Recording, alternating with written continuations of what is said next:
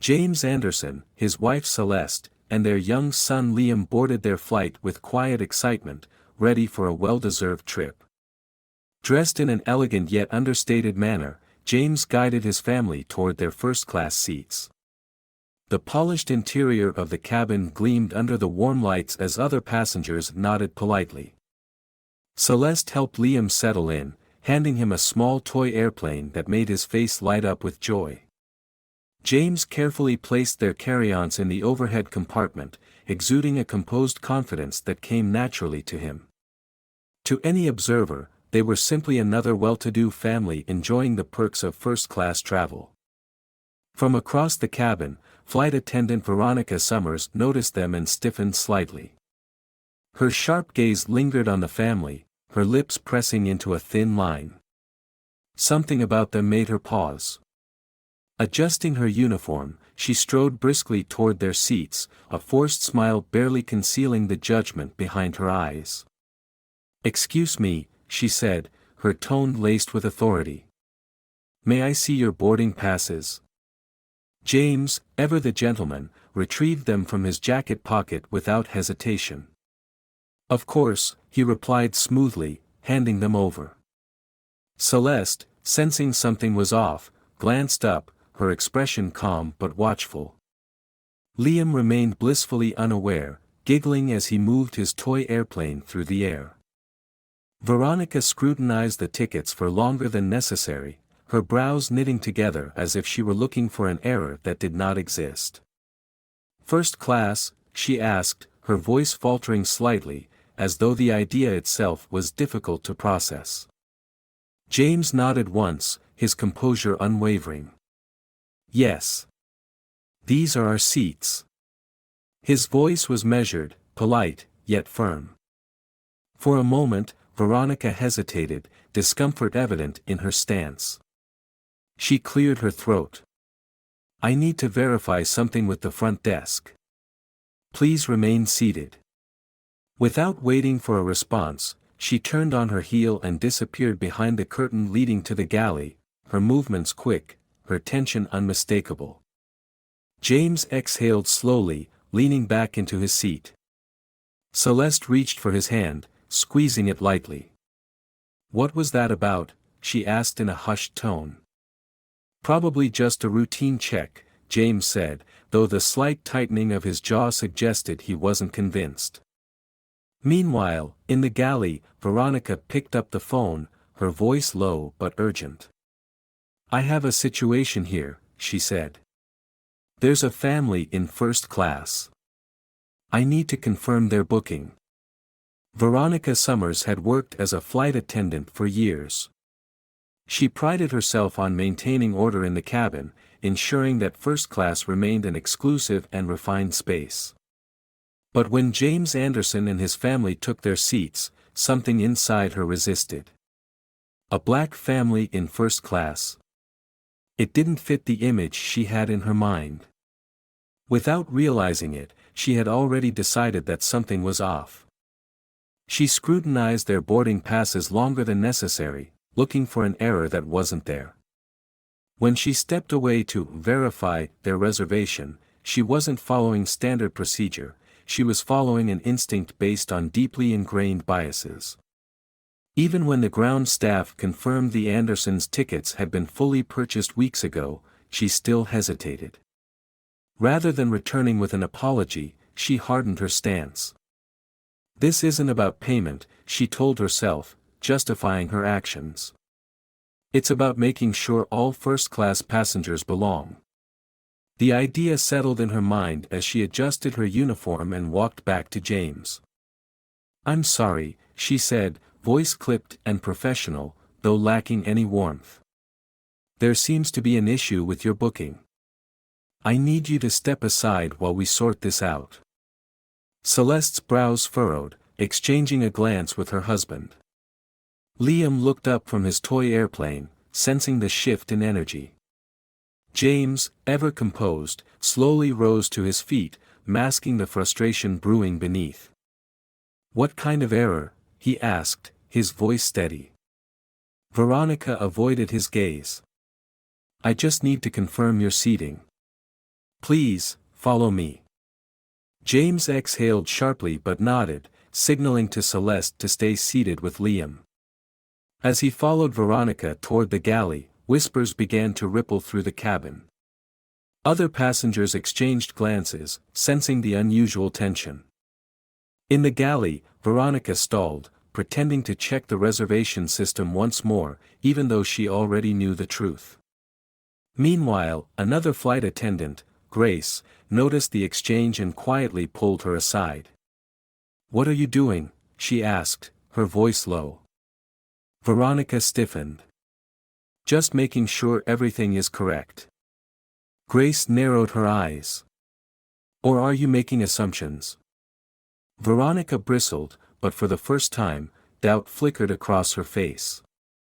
But it was too late. She had already set things in motion, and soon, she would realize just how wrong she had been.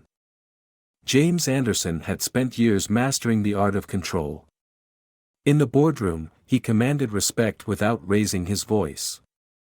In negotiations, he let others reveal their weaknesses before striking with precision.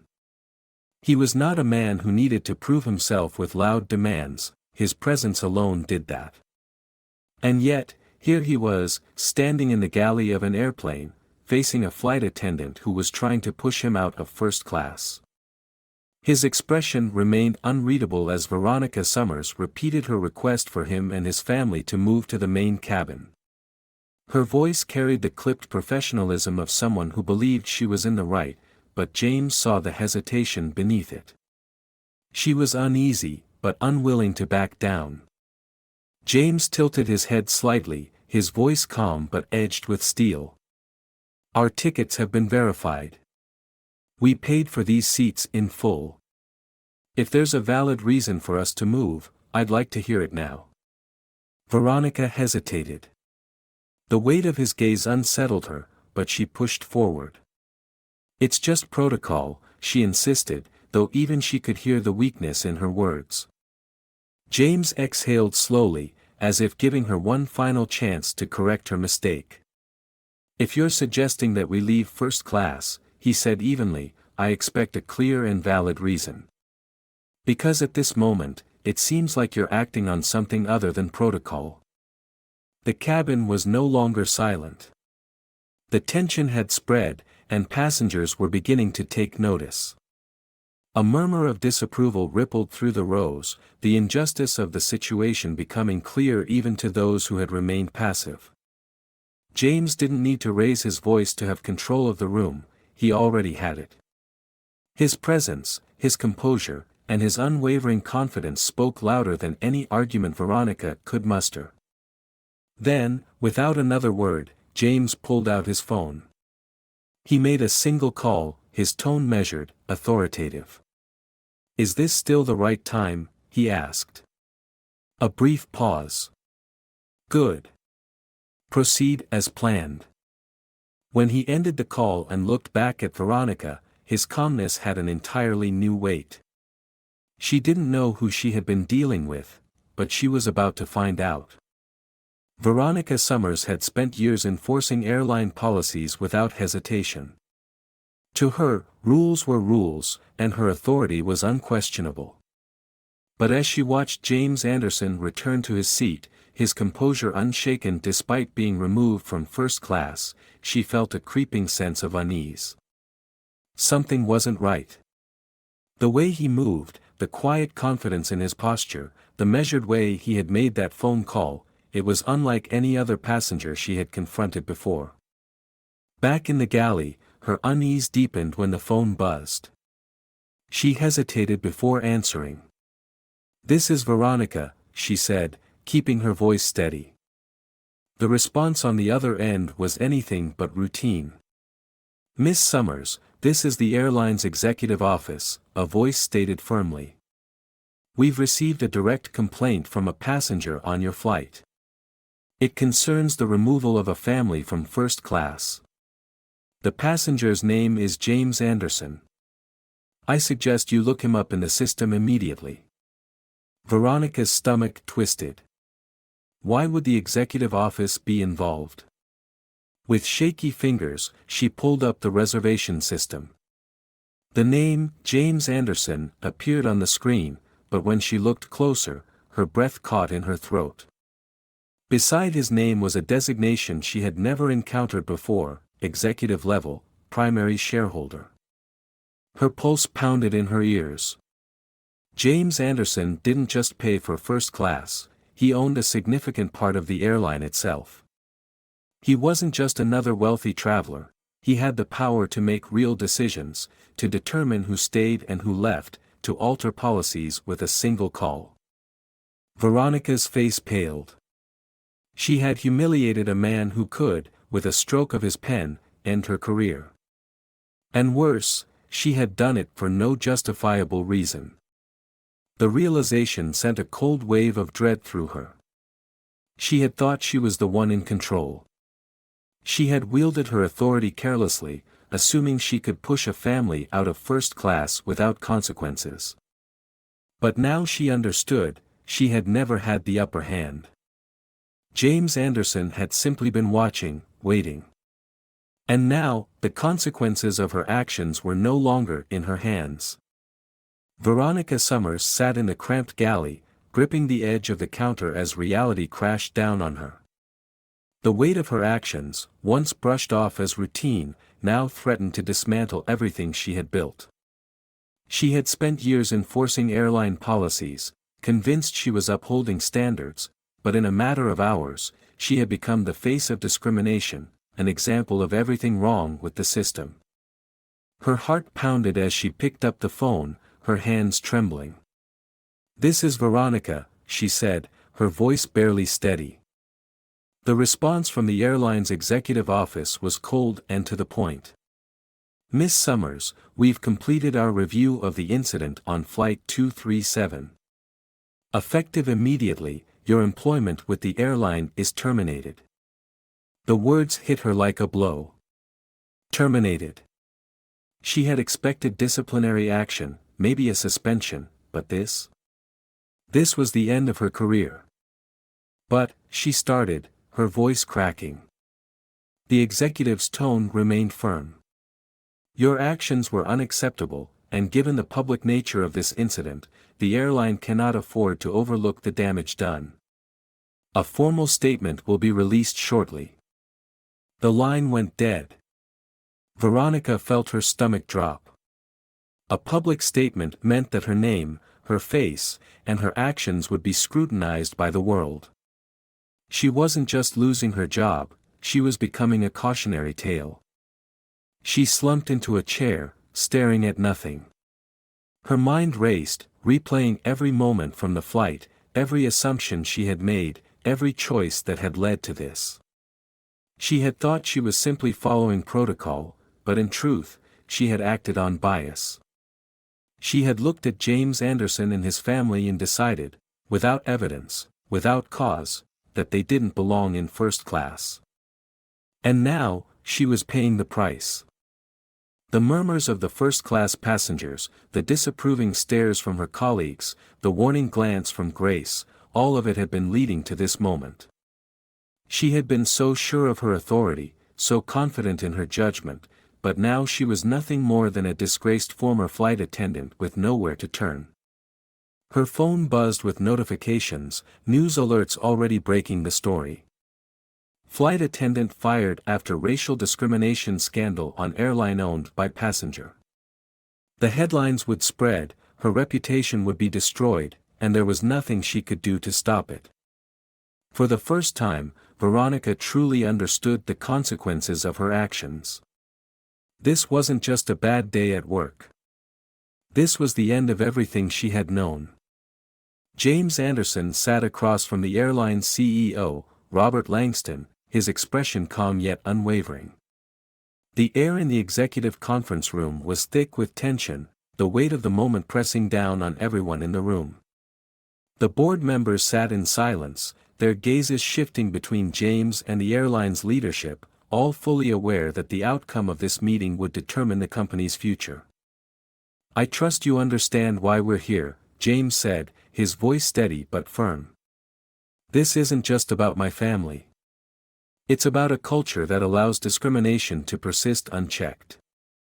What happened on Flight 237 is not an isolated incident, it's a reflection of a much deeper issue within your company. Langston swallowed, shifting slightly in his chair. Mr. Anderson, we sincerely regret what happened.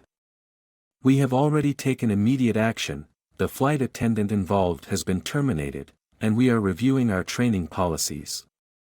That's not enough, James interrupted, his tone sharp.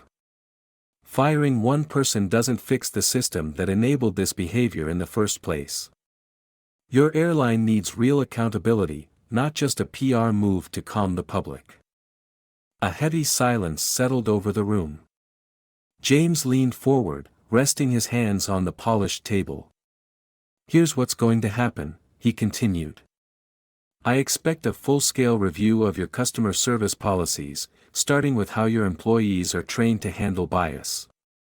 This includes mandatory diversity and sensitivity training for every staff member, especially those in customer-facing roles.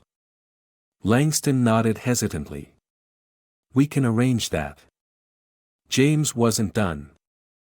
I also expect a third-party audit of how incidents like this are handled internally. I want to know how often passengers are wrongfully targeted based on appearance. And I want real transparency, monthly progress reports showing the steps you're taking to fix this. One of the board members cleared his throat. Mr. Anderson, these are significant demands. James met his gaze with an unwavering stare. This is not a request, he said coolly. It's an expectation. Langston exhaled, nodding slowly. We'll draft an official statement today. We'll commit to the changes. James leaned back, his expression unreadable. Good. But know this, I'll be watching. He pushed his chair back and stood, buttoning his jacket. This isn't just about one bad employee. It's about making sure your airline never allows something like this to happen again. And with that, he walked out, leaving the weight of accountability squarely on their shoulders. James Anderson sat in the executive boardroom of the airline's headquarters, his presence commanding yet composed. Across from him, Robert Langston, the airline's CEO, sat stiffly, flanked by other senior executives. The air in the room was thick with tension, the weight of the recent incident pressing down on everyone present. James, however, remained unfazed. He had been in rooms like this before, where power was wielded in whispers and measured words, but today, it was his voice that would dictate the outcome. I trust you all understand why we're here, James began, his tone even but firm. What happened on Flight 237 was not just an oversight. It was a failure of judgment, of policy, and most importantly, of leadership. Langston shifted in his seat, his hands folded on the table. Mr. Anderson, I want to start by sincerely apologizing for. James raised a hand, stopping him mid-sentence.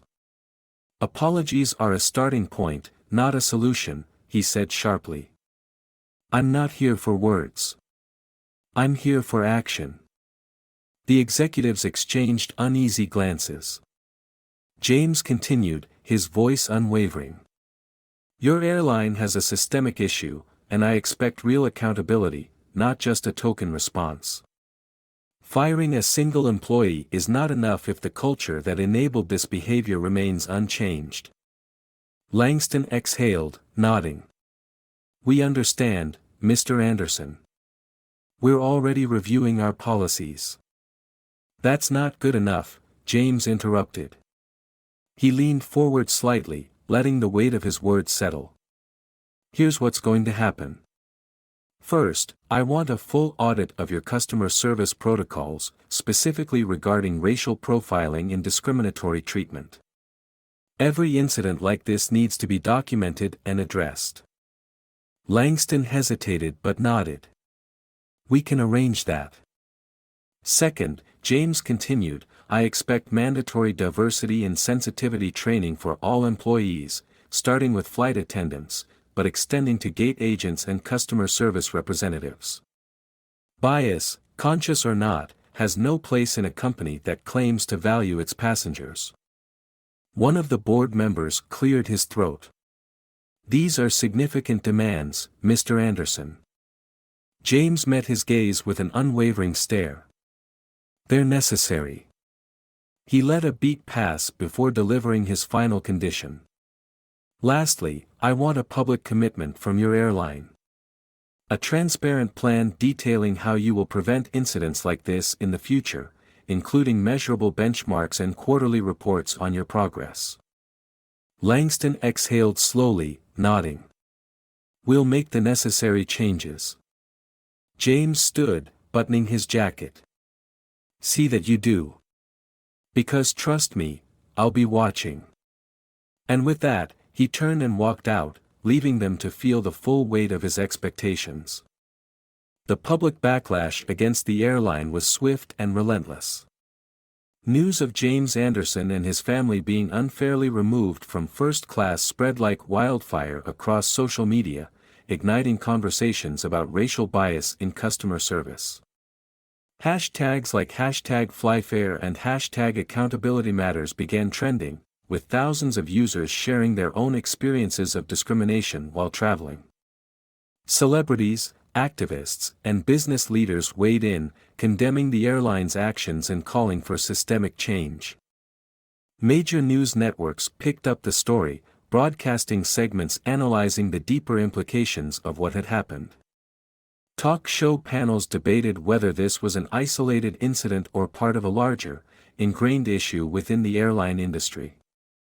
The airline's initial public statement, a vague expression of regret, was met with further outrage, with critics accusing the company of trying to downplay the incident rather than addressing its root causes.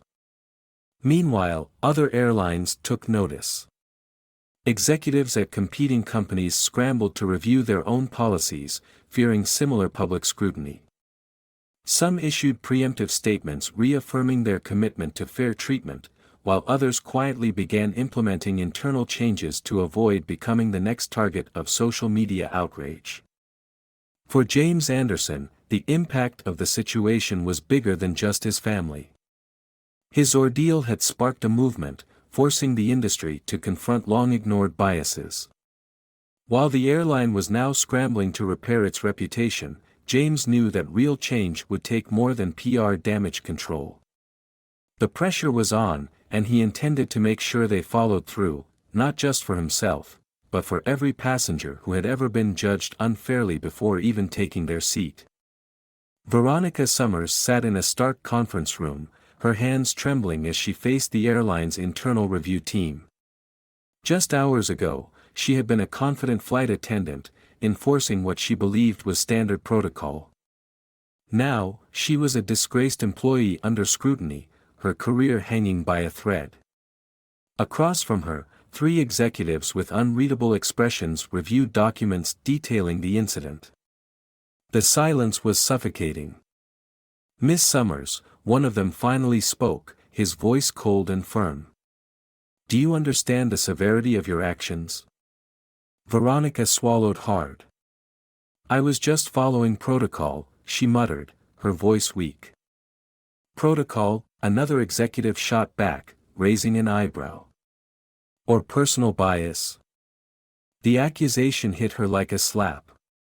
She had spent years climbing the ranks, believing she was just upholding the airline standards. But now, confronted with the reality of her choices, she saw the truth. She had let her own assumptions cloud her judgment, and it had cost her everything. The airline had no choice but to take action.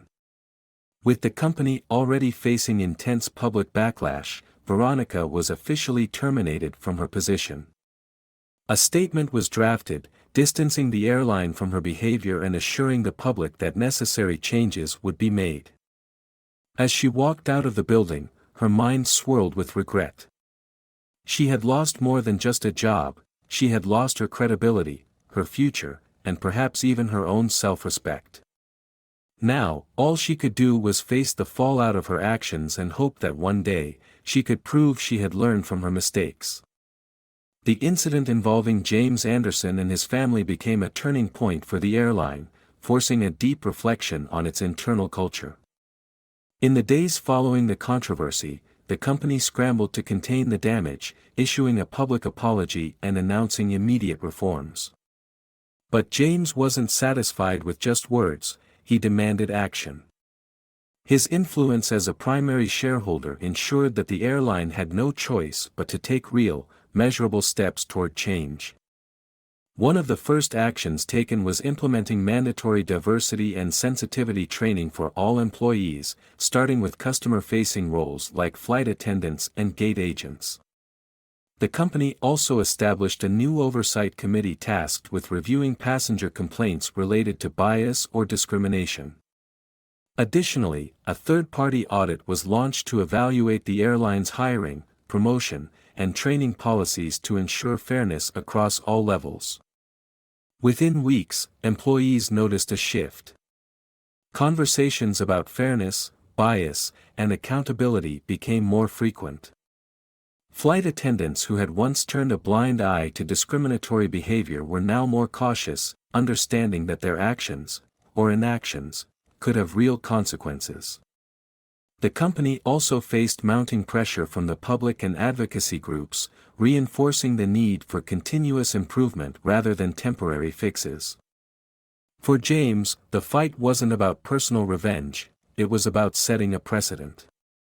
He knew that real change wouldn't happen overnight, but he had already made sure the airline could never go back to the way it was. What had started as an infuriating act of bias had now sparked a movement, one that would challenge the industry to uphold the values of fairness and dignity for all passengers. One of the most important lessons from this story is that integrity and standing up for what is right can drive real change. James Anderson's experience highlights the unfortunate reality that bias and discrimination still exist, even in professional settings where fairness should be the standard. However, his response demonstrates the power of calm, strategic action over immediate outrage. Instead of reacting with anger, he used his influence wisely, demanding accountability and ensuring meaningful reform. For older audiences, this story is a reminder that experience, wisdom, and patience are invaluable tools for change. It reinforces the idea that speaking up against injustice, even in small ways, contributes to a larger cultural shift. Many have witnessed decades of social progress, and this serves as an example that the fight for fairness is ongoing. It also encourages people to reflect on their own biases and consider how their actions, whether in the workplace, in customer service, or in daily interactions, can impact others. Ultimately, respect and dignity should not be privileges, they should be rights afforded to everyone. True progress happens when individuals, companies, and entire industries commit to treating people with fairness, no matter their background.